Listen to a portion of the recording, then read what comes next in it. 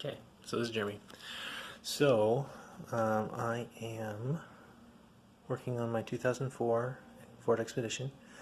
Problem with it was that it was driving down the road and it would just stop. It's like, and it would just kill and die randomly.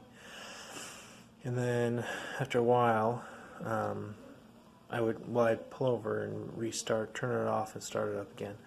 After a while, I'd have to do that like every quarter mile. So I was looking on YouTube and found this tutorial about taking off apparently the fuse is bad on a relay that's bad for your fuel pump. It's on that bad boy. See the one in the middle? So if you look at the top here, you can see there's a spot that's like bubbly and burnt, and on the back side you can actually see there's a black right there. It's black. So that relay went bad, and apparently that's the problem with these things, is that the relay is for the fuel pump, and when it goes bad like that you can't replace it.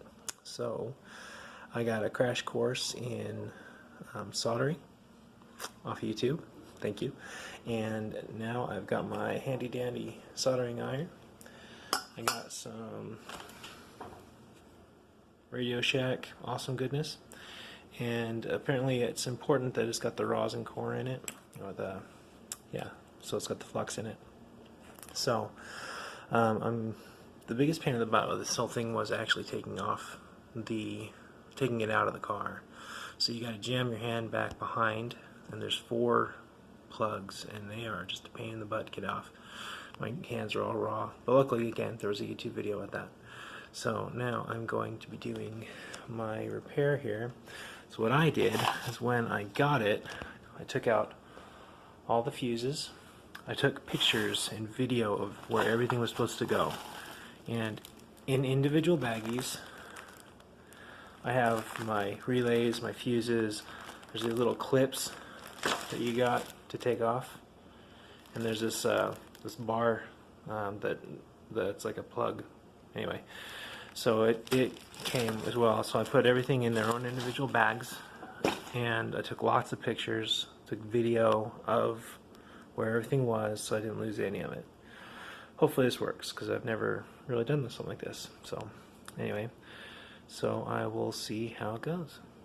Okay, so it took a long time, but I got it desoldered right there.